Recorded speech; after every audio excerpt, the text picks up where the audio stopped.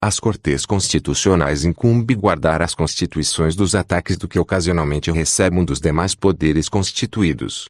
No Brasil, essa função foi entregue ao Supremo. O dilema fundamental desse modelo é saber quem protegerá a Constituição quando os ataques vierem daqueles que têm por função protegê-la. Não há como negar que estamos fechando 2017 com a Constituição sob forte ataque.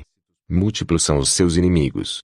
Em primeiro lugar, os partidos políticos que, ao longo das últimas décadas, em conluio com diversos setores da economia, provocaram a corrosão da engrenagem democrática. Com a usurpação da vontade popular enveredamos por um perigoso processo de desencantamento com a política.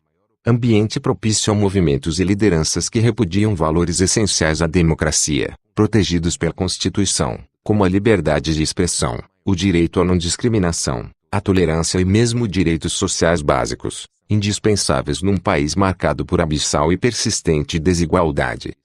Nesse contexto de erosão tanto das instituições de representação, como do tecido democrático, é exasperante que a instituição que tem por responsabilidade princípio a guarda da Constituição também esteja dando sinais de convulsão.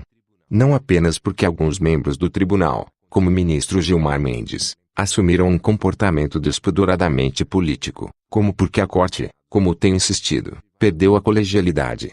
Ao assumir individualmente funções que constitucionalmente são do colegiado, os ministros agravam a crise de autoridade do Supremo e reduzem sua capacidade de contribuir para o desfecho da crise política.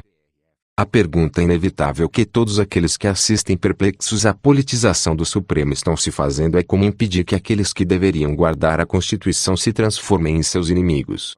Afinal, como vigiar os guardiões? Antecipo que essa pergunta jamais encontrou uma resposta satisfatória no pensamento político. Para Platão tratava-se de uma pergunta descabida, o que se justifica dada a natureza idealizada de sua república. Num mundo real, onde não somos governados por reis filósofos e nossos magistrados em muito se distanciam de qualquer idealização, a questão do controle sobre aqueles que dão a última palavra persiste. O pensamento constitucional ofereceu, no último século, duas alternativas ao dilema do controle dos guardiões. Para o maquiavélico jurista Carl Schmitt, a única solução era transferir a proteção última da Constituição ao chefe do Estado, pois só ele poderia legitimamente exercer esse poder em nome do povo. Hitler soube bem ler o conselho e o resultado desastroso todos conhecemos.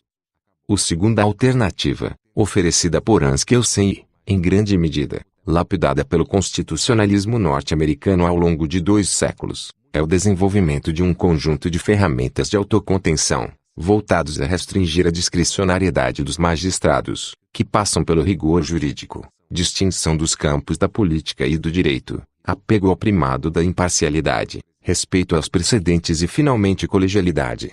Caso o Supremo não seja capaz de se autoconter, o que em nenhuma medida significa se omitir, e especialmente limitar alguns de seus membros, será tragado pela crise.